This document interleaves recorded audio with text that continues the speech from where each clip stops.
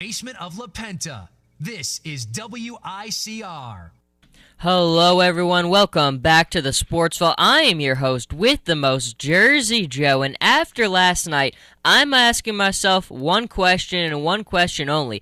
Are the Cleveland Cavaliers the best team in the Eastern Conference right now? I think it's a very, very well-deserved question to ask. They beat the LA Clippers 105-94. It's their 12th straight win right now. After that win, they moved into third place in the top 8 playoff seed rankings in the Eastern Conference. And I'm going to be honest, like I just said, I really think they are the best team in the Eastern Conference right now.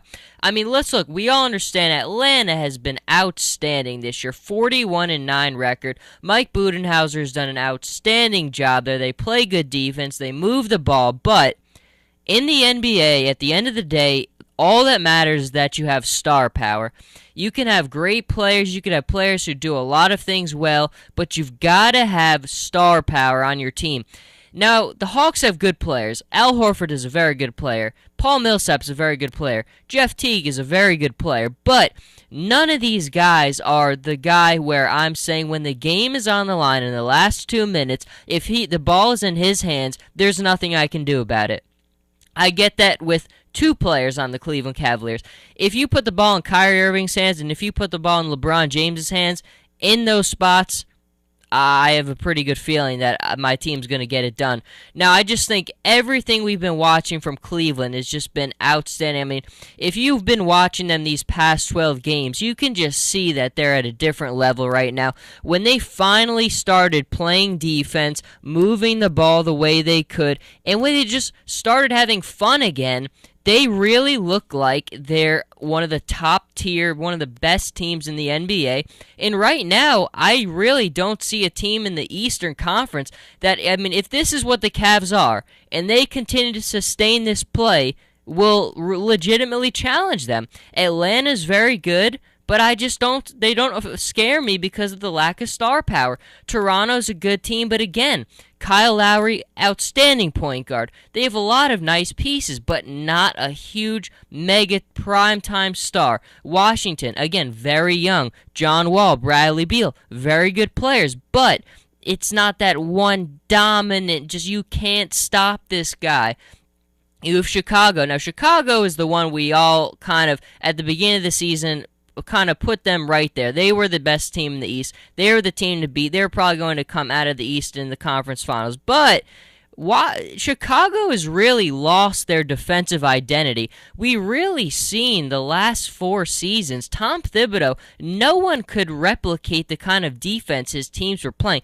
They were consistently number 1, number 2, number 3 in the league the last 4 years in total defensive rankings. I mean, they were just grinding it out, and they weren't a great offensive team during those years. So it just helped them so much because no one could grind it out as well defensively. But this year, they're 19th in total defense, really have become much more of an offensive-oriented team, and I think especially for them, they struggle to really get a lot of good shots from three-point range. When Mike Dunleavy comes back, it'll be better, but they're just not a great offensive team. They have very good players. Pau Gasol's leading the league in double-doubles. He's been fantastic. Jimmy Butler is a very good two-way player.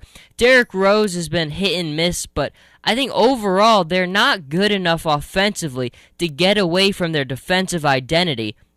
And Chicago just doesn't scare me right now unless they kind of figure it out and they get back to that defense we know that they've been so accustomed to playing.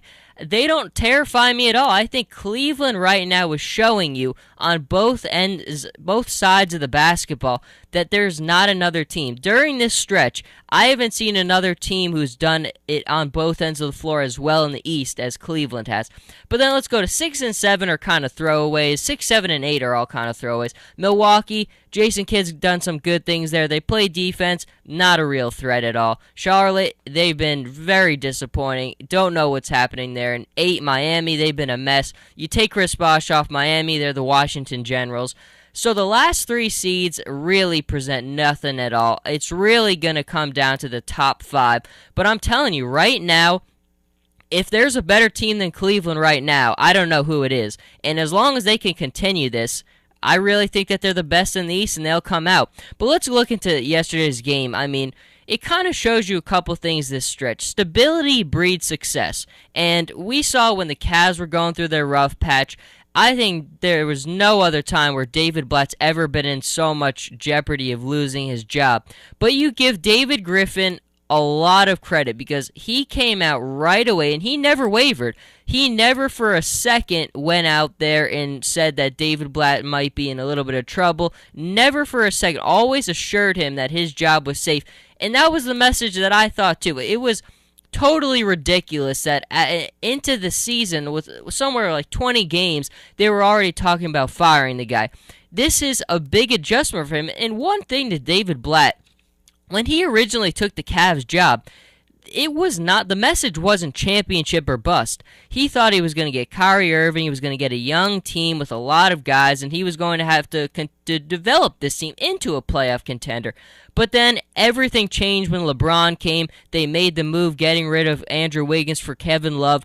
Then it became championship or bust. So the expectations for David Blatt changed immediately. He was going to be able to grow and kind of test the waters with this young team. They were going to grow together. But then he kind of got lumped into, okay, now it's championship or bust. And I didn't think that was a very fair. But look, I give him a lot of credit because he stuck it out, and he looks right now more confident and more poised than I've ever seen him. I mean, you could just see it in the huddle when he's talking to the guys, and I think it's one thing, winning cures all your ails, and you see that definitely with this Cavs team. Everyone seems to be on the same page. I think even the interactions with LeBron and David Blatt look better. They look like they're really enjoying each other. They're listening. They're communicating better. I think David Blatt was always a smart guy. I never wanted to let him go because it always brought me back to Eric Spoelstra with Miami. When they got off to a rough start, I mean, you talk about being in jeopardy of losing your job. Eric Spoelstra was about 5 seconds out the door. But same thing with the GM. Pat Riley never wavered, always assured him that it was his job. He was not going anywhere. And look what happened with them. 4 finals, 2 championships. I just think it's always just the easy way out to blame it on the coach. At the end of the day, this league is all about the players. It's all about playing it out, doing your job. It's just the coaches get way too much blame sometimes. And David Blatt is showing right now he knows what he's doing, and he's doing a fantastic job. But the hugest thing, the biggest thing that turned this all around more than anything was Timothy Mozgov, J.R. Smith, and Iman Shumpert. Now, a huge part of this also was, of course, the best player in the world coming back, LeBron James. But Timothy Mozgov was really the spark that ignited this whole run. As soon as they got him, they started winning, and rightfully so. I mean, when Anderson Varejao went out, we knew that was going to be a huge loss. I mean, it's hard to lose a starting center in this league with the production he had. But even Mozgov does things better than he did. Varejao, I felt, was a much more offensive-minded center. Mozgov is, I mean, he's just a guy who really protects the rim so well. I mean, he really is just a guy who, when you have a player inside the paint, he's going to stop him. He really has done such a good job. He's an energy guy. He looks like he's really enjoying playing for a contender. I mean, that Denver Nuggets roster is a mess. I don't think anybody's really enjoying playing there. I mean, even their head coach doesn't seem to really enjoy this roster. So I don't know what's going on there, but Timothy Mozgov has been such a huge centerpiece. And J.R. Smith, I mean, him and LeBron, you just look at them on the bench, they look like they're getting along really well. And I think J.R. Smith, I mean, and you give Charles Barkley a little bit of credit for saying it yesterday, when you're on a bad team, you're going to be a knucklehead. When you're on a good team, winning cures all your ails, and I think he's just enjoying it, really is. Shumpert, I mean, we all understood the Cavs needed wing defenders desperately. He's really done a good job with that. But the biggest pieces of anything are LeBron James and Kyrie Irving. The dynamic duo, which I call them now, I mean, the two of them, I think the chemistry is amazing. I mean, last night, the thing that really stuck out to me was when the two of them, they didn't even have to play the fourth quarter. This game was over well into the third quarter, way over. The Cavs in total control every second of this game. But, I mean, you just look at the two of them kind of joking around, palling around, and I've really watched this closely to kind of watch their interactions with each other. And it's kind of, to me, looks like big brother LeBron and little brother Kyrie Irving. It's really a good relationship. I mean, the two of them, I just think Kyrie's embraced it so much, just learning what he's been able to from LeBron. And a couple shows back, I talked about what LeBron said in his letter in the summer about how he thought he could make Kyrie one of the best point guards in the league. And he most certainly has. I mean, Kyrie is playing the best basketball he's ever played in his NBA career, in his short college career because he was injured. I think this is the best basketball he has ever played. Both ends of the floor, making big shots, I mean, he's affecting every play on both sides of the ball. On defense, I mean, making the right pass, finding the open guy, making the smart plays. He just does everything, and he's such a sharp guy. You could just see it when he was coming out of Duke. He just gets it. And when you have a point guard in this league, and especially when he's part of your big core three, he's got to be a guy who just gets it, a smart guy who buys into the team. Kyrie and LeBron, their relationship right now, I don't know, some people might have noticed it too. Him and LeBron were kind of palling around on the bench. But, I mean, I think that's so good to see because when you have a veteran like LeBron in his who's 30 on the dot, and Kyrie, a very young guy, still has so much to learn in this league. And you see the relationship that they have and how good it is. It's just phenomenal. And I think that's one thing that LeBron, for me, has always been one of the things why I put him above some of the other stars is, you see, the guys like Kobe, even MJ, are just kind of assassins. Like, they're kind of on their own. Yes, they're teammates. They know when to get them involved, but they're not always the most warm to their teammate kind of guys. I mean, Michael Jordan punched a teammate, Steve Kerr, during practice. LeBron, I think, is one of those guys who everybody in his always gets along so well with his teammates, and you just see it in the way he plays, how giving he is. He's one of the most giving stars in NBA history. He's always looking to try to get his teammates involved, sometimes even if it affects his own scoring. We saw the story this week that he would come off the bench if he thought it would help the Cavs win. Now, of course, it wouldn't help the Cavs win because he's the best player in the world. You need him to start the game. But I believe it with LeBron because we've seen throughout his career, he's always been a guy who's really emphasized getting your teammates involved, being a good teammate. Being a good teammate will breed so much success, and we saw it in the teams that won championships in Miami with Shane Battier and Ray Allen and all of those guys, how big of a teammate and how big a core of that unity was for them. LeBron, I think, just gets it. I wouldn't want to have another guy leading my team. He's everything you could ever want in a leader, and you see it in the way he plays the game. And then the final note of the game last night was Chris Paul. Now, let's be honest, it got a little bit ugly in this game for the Clippers in the third quarter. 5 technical fouls in this game, and all their frustrations just came out in the third quarter. I mean, DeAndre Jordan had a couple pretty bad ones. Doc Rivers got hit with one. Matt Barnes got ejected for 2 technical fouls in the third quarter. Chris Paul got hit with one. And now the talk after the game was that after the game, rookie ref Lauren Holtkamp, who I thought did a pretty good job in this game, Chris Paul said that this night might not be for her, and that was in regards to him getting hit with a technical foul.